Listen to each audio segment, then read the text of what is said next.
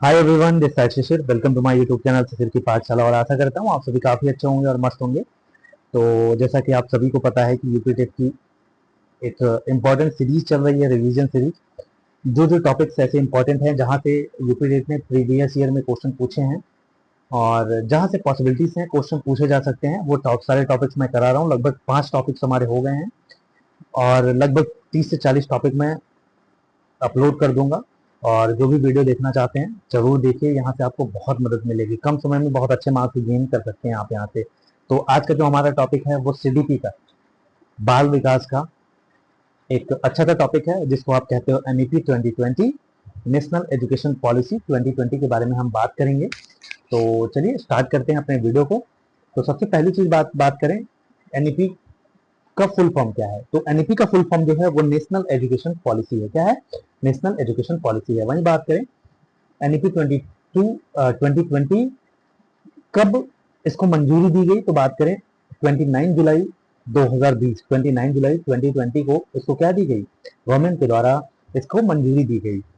और बात करें ये इसके पहले 1986 का जो एनईपी था, ठीक है, उसको हटा देता है ये और तब आ जाता है कौन सा, एनईपी 2020 आ जाता है। ठीक है, इसका ऑब्जेक्टिव क्या है, तो बात करें हॉलिस्टिक डेवलपमेंट पे फोकस करता है। ठीक है, स्किल बेस्ड एजुकेशन प्रोवाइड करना, एजुकेशन को फ्लेक्सिबल बनाना, मल्टीलिंगुअलिज्म मतलब बहुभाषा जिसको आप बोलते हैं, और जॉब ओरिएंटेड एजुकेशन प्रोवाइड करना। ठीक है, तो इसका मेन ऑब्जेक्टिव है। बात करें तो जो आपका एनईपी 2020 है, इसके 5 पिलर्स, इंपॉर्टेंट पिलर्स हैं। कौन कौन से पिलर्स हैं इसके बारे में बात करते हैं। तो सबसे पहली चीज पहुंच, ठीक है, लोगों तक पहुंचे ये ऐसे सोच सके। दूसरा है इक्विटी, मतलब समान अवसर सभी को मिलने चाहिए इसमें। ठीक। तीसरा स्तंभ इसका क्या है, क्वालिटी, मतलब क्वालिटी एजुकेशन बच्चों को प्रोवाइड करना। ठीक है, एजुकेशन की क्वालिटी को इम्प्रूव करना। चौथा है अफोर्डेबिलिटी। अफोर्डेबिलिटी क्या होता है, मतलब इतनी सस्ता एजुकेशन को कर दें कि इसकी पहुंच जो है ये सभी तक हो जाए। आगे बात करें अकाउंटेबिलिटी, जिसको आप बोलते हो जवाबदेही। ठीक है, अकाउंटेबिलिटी का मतलब जवाबदेही होता है। तो ये चीजें हो गई, ये 5 पिलर्स हैं किसके, एनईपी 2020 के 5 पिलर्स। ठीक है, अगर क्वेश्चन पूछे कोई एक इसमें डाल देगा तो आप कंफ्यूज हो जाओगे। ठीक, चलिए अब आगे चलते हैं। इसका ऑब्जेक्टिव क्या है, एनईपी 2020 का जो इंपॉर्टेंट ऑब्जेक्टिव्स हैं ये क्या क्या हैं इसके बारे में बात करेंगे। तो जो हमारी रॉट मेमोराइजेशन है, रॉट लर्निंग, जिसको आप रटन शिक्षा प्रणाली कहते हो, रॉट लर्निंग सिस्टम, इसको खत्म करना है।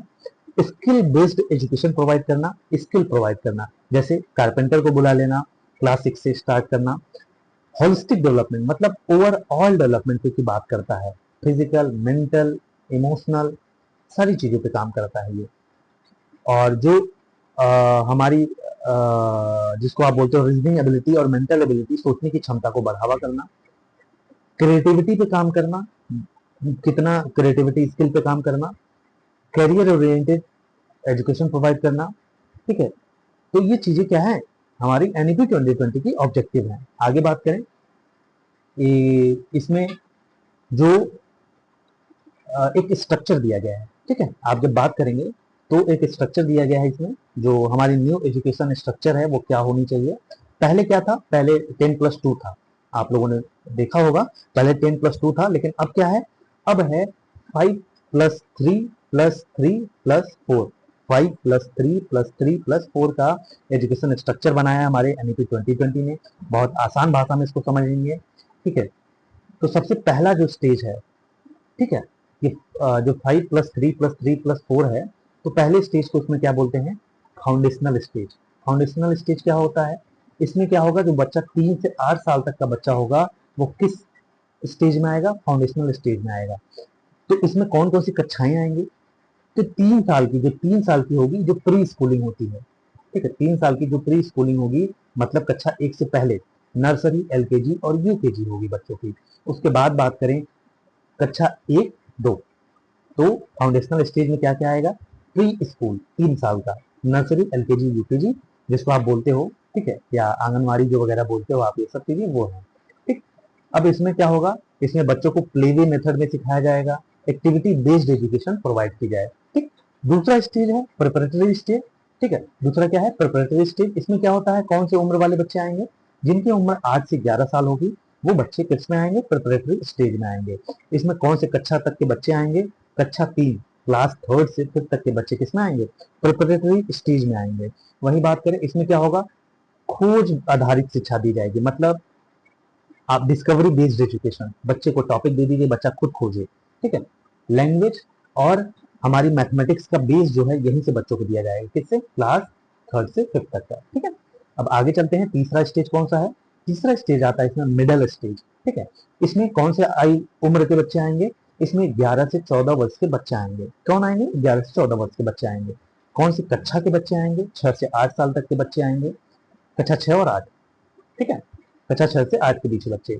इसमें क्या होगा, सब्जेक्ट ओरिएंटेड एजुकेशन प्रोवाइड की जाएगी। Subject oriented, math, science, EVS. ठीक है। Social science. Skill based coding की शुरुआत की जाएगी। बच्चों को जो कंप्यूटर बेस्ड कोडिंग होती है, ये भी बच्चों को सिखाई जाएगी 6 तक। ठीक है, 6 से स्टार्ट हो जाएगा। लास्ट है 4th स्टेज, जिसको हम बोलते हैं सेकेंडरी स्टेज। जिसको हम क्या बोलते हैं, 4th stage is called secondary stage. इसमें क्या होता है, 14 to 18 ईयर्स, 14 से 18 साल तक के बच्चे आते हैं। कौन सी कक्षा के बच्चे आते हैं, तो 9 से 12 तक, कक्षा 9 से 12 तक के बीच बच्चे कौन किसमें आएंगे, सेकेंडरी स्टेज में आएंगे। ठीक है। इसमें क्या होगा, मल्टी सब्जेक्ट ओरिएंटेड बच्चों को पढ़ाया जाएगा। फ्लेक्सिबिलिटी सिलेबस होगा, करिकुलम होगा। ठीक है। इसमें बच्चे को आलोचनात्मक चिंतन पे काम किया जाएगा। ये चीजें हो गई। ठीक है, समझ में आ गया आपको। तो मैं फिर से एक बार रिवाइज कर दे रहा हूँ आपको। फाउंडेशनल स्टेज में 3 से 8 साल तक का बच्चा है, तो इसमें आपको क्या होगा, कैसी पढ़ाई करनी है बच्चों को। प्ले वे मतलब प्ले बेस्ड एजुकेशन, खेल आधारित शिक्षा देंगे। एक्टिविटी बेस्ड एजुकेशन बच्चों को देंगे।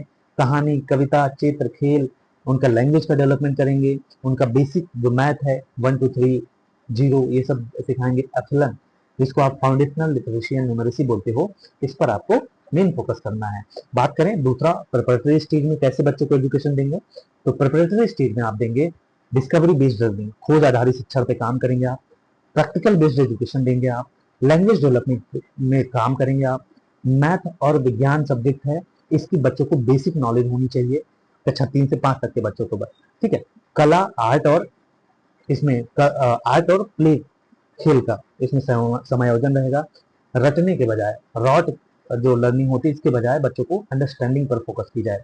तीसरा है मिडिल स्टेज। इसमें बच्चों को कैसे पढ़ाना है, इसमें बच्चों को सब्जेक्ट ओरिएंटेड टीचिंग कराई जाए, प्रोजेक्ट वर्क पे काम दिया जाए बच्चों को। ठीक है। वोकेशनल एजुकेशन, जिसको आप व्यावसायिक शिक्षा, जैसे बच्चा किसी स्किल बेस्ड एजुकेशन, कारपेंटरी के फील्ड में कोई बच्चा सिंगिंग, डांसिंग जो होता है, इसके कोडिंग की शुरुआत हो जाती है हमारी कक्षा 6 से ही।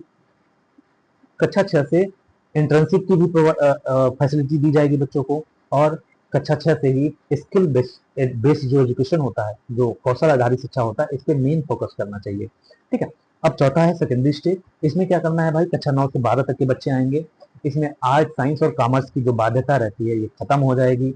विद्यार्थी जो है अपने मन से सब्जेक्ट चुने कि मुझे क्या पढ़ना है। वहीं बात करें, जैसे आप एग्जाम्पल के तौर पे मैं कहूँ, आप हिस्ट्री पढ़ना चाहते हैं, बायोलॉजी पढ़ना चाहते हैं, इकोनॉमिक्स पढ़ना चाहते हैं, मैथ्स पढ़ना चाहते हैं, म्यूजिक पढ़ना चाहते हैं, तो ये सब किसमें आ जाएगा, आप अपने मनपसंद सब्जेक्ट लो और पढ़ो।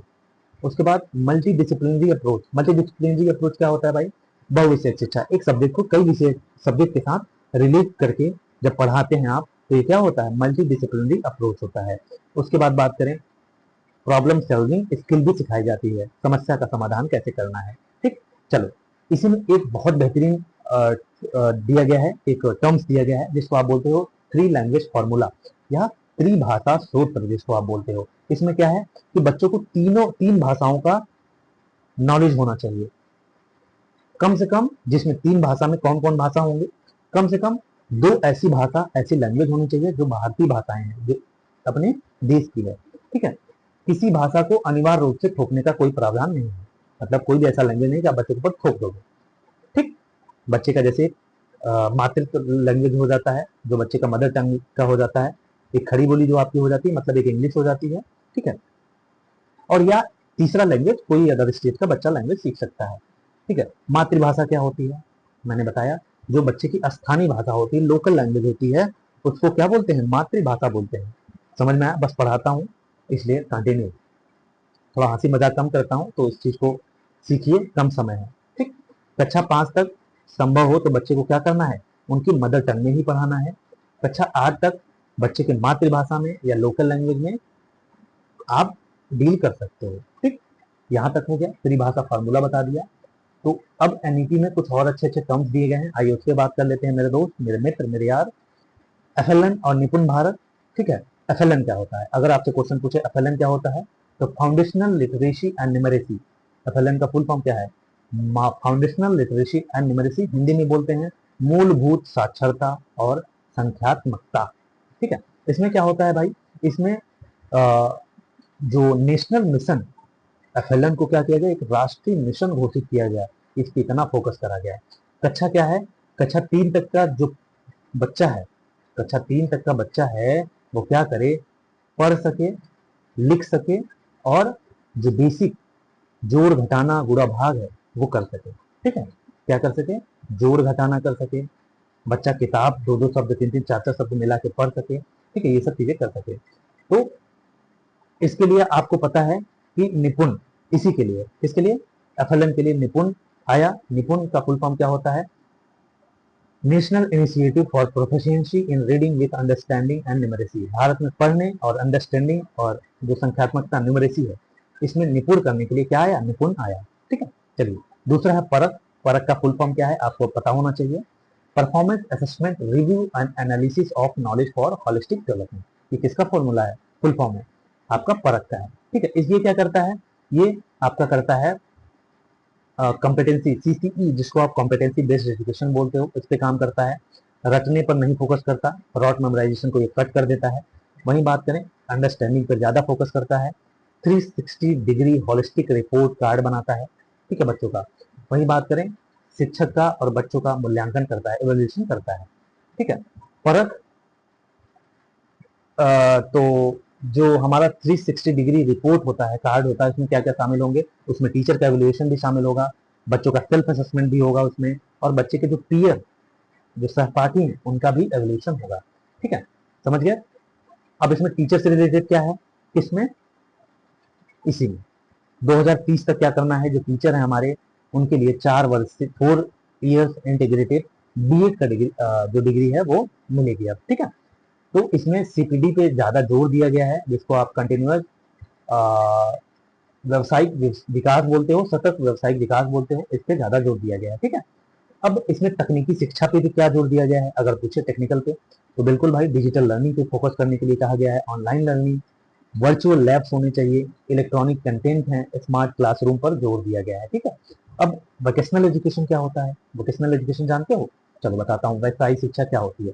इसको क्या है, इसका लक्ष्य है कि 2025 तक कम से कम जो है 50% बच्चे को किससे, वोकेशनल एजुकेशन से जोड़ा जाए। किससे? वोकेशनल एजुकेशन से जोड़ा जाए। जैसे एग्जाम्पल कहूँ, कारपेंट्री हो गया, जो माली होता है, बागवानी करता है, वो हो गया, और आर्ट्स एंड क्राफ्ट हो गए, इलेक्ट्रॉनिक्स हो गए, ये सब चीजें बच्चों को वोकेशनल एजुकेशन इसको कहते हैं। ठीक है, चलिए कुछ इंपॉर्टेंट चीजें हैं उसको बात कर लेते हैं कि जैसे आपसे क्वेश्चन पूछ सकता है कि एफएलएन का लक्ष्य कब तक है। ठीक है, कक्षा 3 तक आपको पता होना चाहिए। शिक्षा के 5 स्तंभ हैं, आपको पता होना चाहिए। कोडिंग कब से शुरुआत होगी, ये आपको पता होना चाहिए। पुरानी नीति क्या थी एनईपी 2020 के पहले, 1986, ये आपको पता होना चाहिए। ठीक है, एफएलएन निपुण पता होना चाहिए, परख पता होना चाहिए, कोडिंग और वोकेशनल एजुकेशन क्या होता है, 4 वर्षीय बीएड, त्रिभाषा फॉर्मूला, ये सब चीजें आपको पता होनी चाहिए।